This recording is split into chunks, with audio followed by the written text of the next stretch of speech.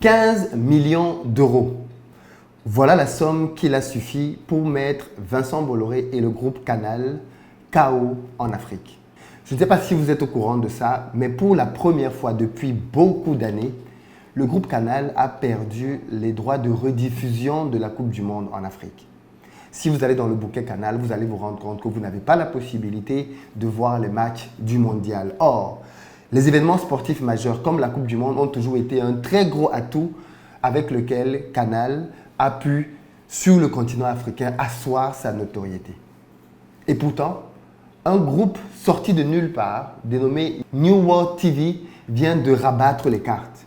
Comment est-il possible qu'une jeune entreprise créée par les gens de la diaspora africaine soit parvenue à mettre KO le leader du marché dans ce domaine-là? On va en parler dans cette vidéo, mais avant ça, je vous invite à écouter tout de suite le petit reportage qui a été fait dessus et surtout, prêtez bien attention au mépris avec lequel la présentatrice se permet de parler de cette entreprise. Cette autre actualité, pour la première fois depuis sa création, le groupe français Canal+ ne diffuse pas les matchs de la Coupe du Monde de football au Qatar.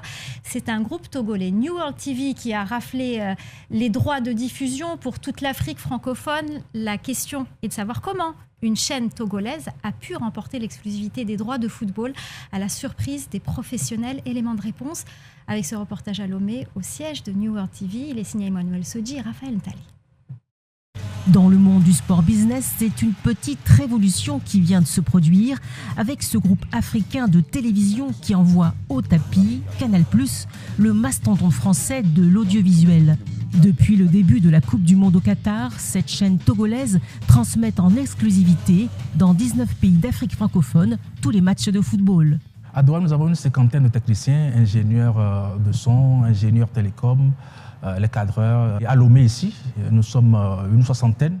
Le montant exact payé à la FIFA pour obtenir les droits n'est pas connu, mais New World TV dit avoir payé plus de 15 millions d'euros. Mais pour la direction, ce n'est pas le montant du chèque signé, mais plutôt la plus grande accessibilité des matchs qui a fait la différence face aux concurrents. La FIFA a intérêt à ce que la majorité des populations puissent regarder la Coupe du Monde et nous avons des offres qui sont plus conformes aux capacités financières des populations. Les matchs du premier tour des équipes africaines ont été diffusés sur une quarantaine de chaînes publiques du continent. Même principe pour la demi-finale et la finale. Le groupe togolais a aussi passé des contrats avec les plus grands de la téléphonie mobile ainsi qu'avec des bouquets de télévision par satellite et de la TNT. Le plus, c'est que tous les matchs sont commentés dans des langues africaines. L'ascension fulgurante de cette chaîne, qui a remporté également les droits de retransmission en Afrique francophone de toutes les autres compétitions de la FIFA, intrigue et alimente les fantasmes. Les gens se trompent en pensant que le pouvoir est derrière. Cette chaîne appartient à de jeunes africains de la diaspora européenne et américaine qui se sont réunis pour fonder New World TV et avec une politique simple, une chaîne panafricaine pour les Africains.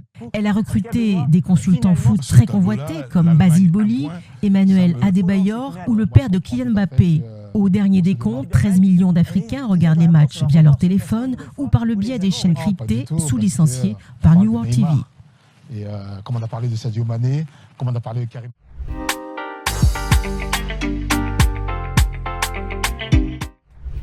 Salut à toi, bienvenue sur ma chaîne, moi c'est Philippe Simon. Ici je te parle de business, de mindset, d'argent parce que c'est grâce à ça qu'on va faire émerger notre continent. Donc si toi aussi tu veux améliorer tes finances, tu es au très bon endroit. Tu t'abonnes, tu actives la cloche des notifications et puis surtout tu partages les vidéos dans les groupes pour que la communauté continue de grandir.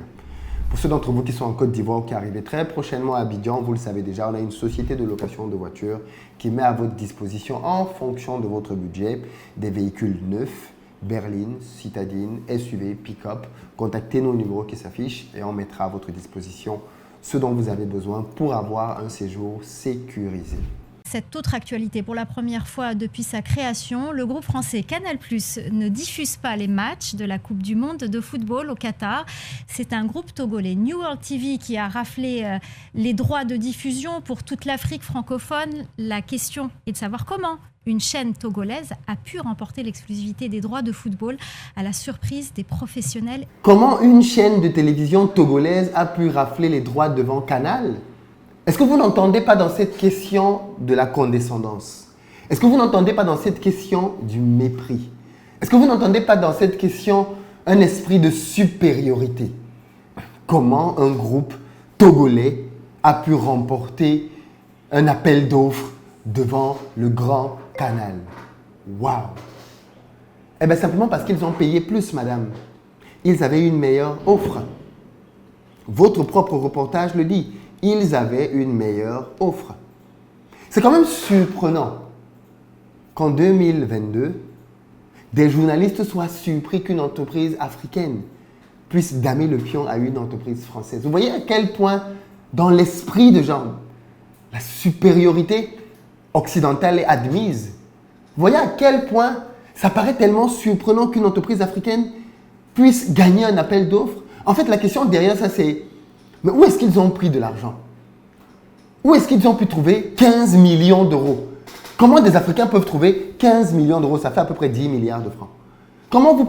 Où est-ce que des Africains ont trouvé 10 milliards de francs pour venir compétir avec le géant Bolloré? Comment ils ont pu faire ça? D'où vient cet argent? Derrière, on se pose la question du financement. D'où vient l'argent de cette entreprise?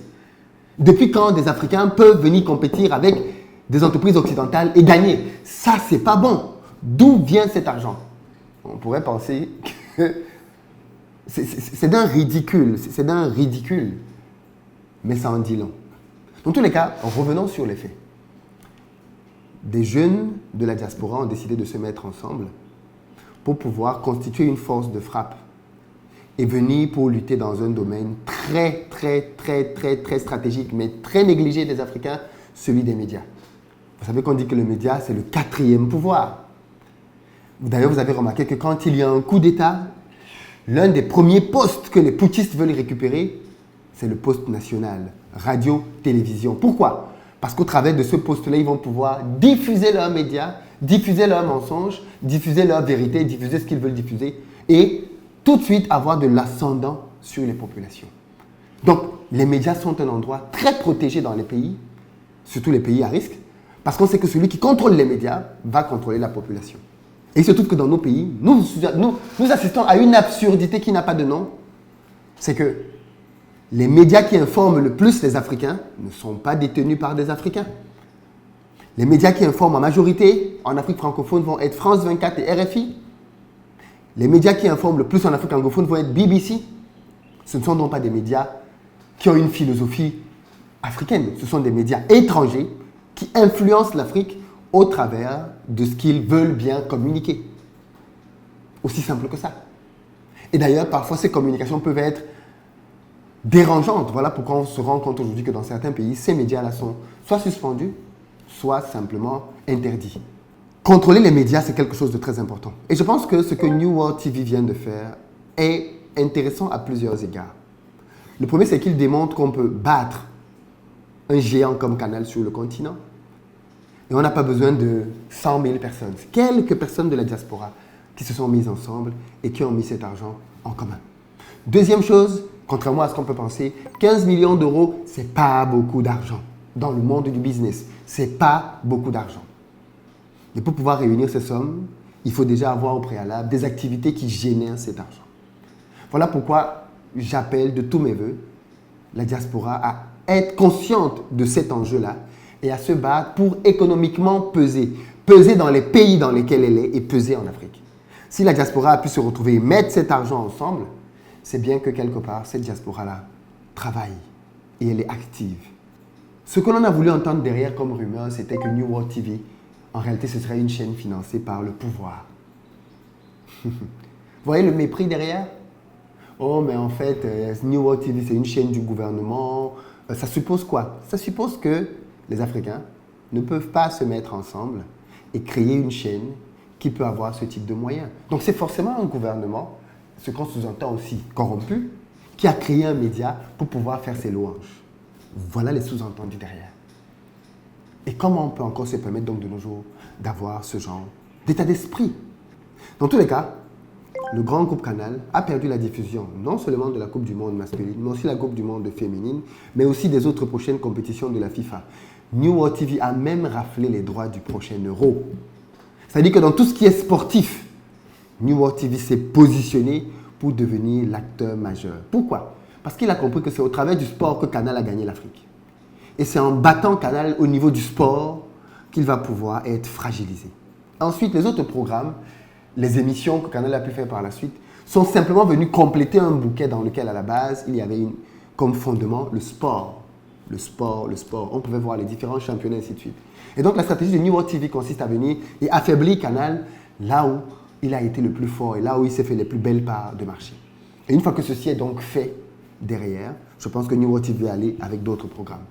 Les amis, l'enjeu de la communication et des médias en Afrique est majeur. Vous vous rappelez, il y a quelques jours, je vous ai fait part de l'annonce du président français Emmanuel Macron dans lequel il disait qu'il allait créer un média pour pouvoir influencer les Africains afin que ceux-ci ne subissent plus les manipulations venues de la Chine, de la Russie et de la Turquie, mais qu'ils aient une information plus véridique, provenant cette fois-là d'un média financé par le contribuable français.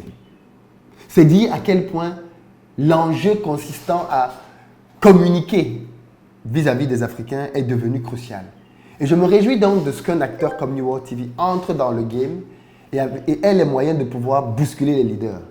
Mais ce qu'on pourrait quand même se dire, c'est fou quand même. Avec 15 millions d'euros, on gagne un appel d'offres devant Bolloré. C'est rien, 15 millions d'euros pour une entreprise comme Bolloré. Vous n'avez qu'à voir le nombre d'abonnements que Bolloré a en Afrique avec Canal+. Il y a énormément d'abonnements. Énormément d'abonnements. Calculez simplement le nombre d'abonnements qu'il y a dans les différents pays dans lesquels on a le groupe Canal. C'est énorme, énorme, énorme. Mais ils n'ont pas voulu faire cet investissement-là. Et en plus, la chaîne New World TV, chaîne africaine, ramène un concept très intéressant. Tout le monde aime regarder le foot. Même quand on est dans un petit village perdu, on regarde le foot et on regarde les matchs du mondial. New World TV, et c'est pour ça que je dis qu'il faut que la diaspora fasse du business en Afrique. Quand la diaspora vient faire du business en Afrique, elle n'a pas que les indicateurs économiques pour prendre des décisions. Elle comprend les enjeux locaux. New World TV fait diffuser les matchs dans des langues locales. En Bambara, en Swahili, dans les langues locales, dont les gens peuvent suivre les matchs dans l'arrière-pays et comprendre tout ce que le commentateur dit, vibrer au rythme du commentateur. Ce qui n'était juste pas possible avant parce qu'il n'y avait que le français. Et c'est aussi pour ça que c'est important que la diaspora vienne faire du business en Afrique. Parce que quand elle vient, elle n'a pas que l'argent comme objectif, ce qui est le cas des autres. Ils veulent faire de l'argent et repartir. La diaspora, en plus de vouloir faire de l'argent, elle veut développer quelque chose. Elle veut communiquer une valeur, communiquer quelque chose de plus profond. Les prix du bouquet de New World TV sont plus accessibles que le bouquet de Canal. Tout ceci, c'est une leçon, chers amis, chers frères, chères sœurs de la diaspora, à comprendre qu'il n'y a que les Africains qui vont pouvoir développer leur pays. Et arrêtons d'avoir peur. Arrêtons d'avoir peur des gros noms. Qui aurait pensé qu'une chaîne venue de nulle part pouvait gagner devant Canal? Pas beaucoup de monde. Et pourtant, ils l'ont fait. Et de la plus belle des manières. De la plus belle des manières, ils l'ont fait. Bravo à vous. Bon courage pour la suite. Continuez de faire du bon travail. Et que ceci inspire un maximum de personnes à réaliser que quand nous nous mettons ensemble, nous pouvons faire des choses que nous n'imaginions même pas possibles. Que ce que New World TV a fait puisse inspirer d'autres et qu'il y ait davantage de concurrence et de compétition dans ces secteurs. Et que ce ne soient pas des secteurs qui soient entièrement relégués à une multinationale. Que des Africains entrent dans le game et fassent peser de tout leur poids leur influence. Partagez la vidéo massivement afin qu'un maximum de personnes aussi puissent souscrire à ce bouquet parce que bien évidemment, c'est au travers des souscriptions que ce bouquet-là va pouvoir continuer d'exister, de grandir et de survivre. Rendez-vous dans les commentaires. Qu'est-ce que ça vous inspire et à très bientôt.